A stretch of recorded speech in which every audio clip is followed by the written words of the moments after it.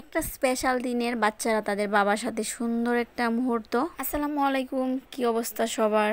আজকে সুন্দর একটা দিন, সুন্দর একটা ওয়েদার, কিন্তু গরমটা একটু বেশি। আজকে আমরা লাইফের স্পেশাল একজন মানুষের স্পেশাল একটা দিন। সকাল থেকে ভাবতেছিলাম কি করা যায়, কি দিমু গিফট, সবটা নিয়ে একটু টেনশনে আছিলাম। ভাবছিলাম একটু ঘুরতে যাবো বা কিছু গিফট কিনে আনবো, কিন্তু আমার মেয়েটা একটু বেশি অসুস্থ, তার নিয়ে বের হওয়া সম্ভব না, তার রাইখা যাওয়াটাও সম্ভব না। আবার যদি কোনো কিছু নাও করি, আদিলের খুঁটা শুনতে শুনতে আমার জীবন শেষ হয়ে যাইব। তার বাবা আমার জন্মদিনে এন করছে, সেন করছে, এই করছে, সেই করছে, অনেক কিছু লিস্ট দিব। আমি কেন তার বাবার জন্য কিছুই করলাম না।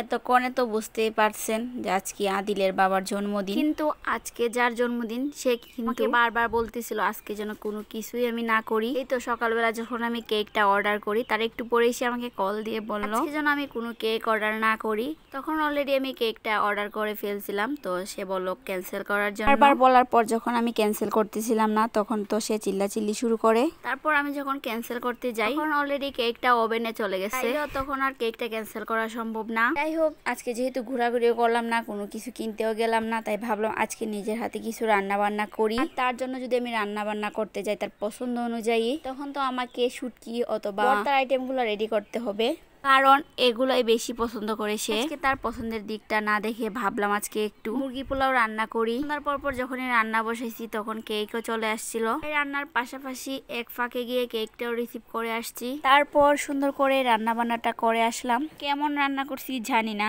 আর আমি এমন একটা মানুষের জন্য রান্না বান্না করতেছি যে খাবারটা একেবারে জঘন্য হলেও কিছু বলবে না, আবার খুবই ভালো হলেও কিছু বলবে না। মজার বিষয় কি জানেন, সে যখন বাড়িতে এসে আমাকে জিজ্ঞেস করলো আজকে কি রান্না করা হয়েছে, আমি বললাম শুটকি রান্না করা হয়েছে। আমি আসার পর আদিলও নাকি সেম কথা বলছে। এখন খেতে বসে সে বলতেছে তার নাকি আজকে অনেক বেশি খারাপ লাগতেছে, এগুলা খেতে পারবে না।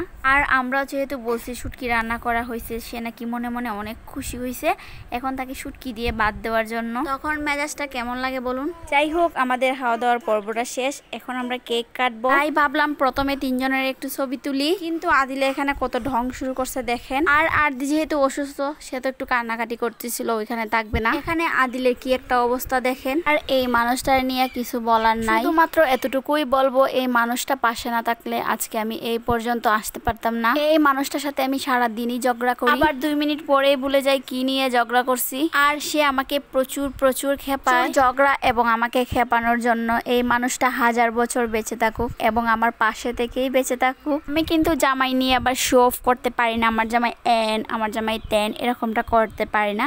যাই হোক, দিন শেষে এই মানুষটা কিন্তু খুবই খারাপ একটা মানুষ। তাকে নিয়ে বেশি সুনাম করলে আবার অনেক ঝামেলা, তাই একটু করেই সুনাম করে গেলাম। যাই হোক, সবাই আমাদের জন্য দোয়া করবেন। আর আজকে আদিল একটু বেশি রং করতেছিল, ওদিকে আদি বেচারি অসুস্থ, তাও আবার আজকে কেকটাও নষ্ট করতে পারতেছিল না, সে বুঝতে পারতেছিল না কি করবে। অনেকে বলেন চাকুটা কেন ওর হাতে দেয়, আসলে ওটাতে কোনো ক্ষতি হওয়ার সম্ভাবনা নেই। তো সবাই ভালো থাকেন, আল্লাহ হাফেজ।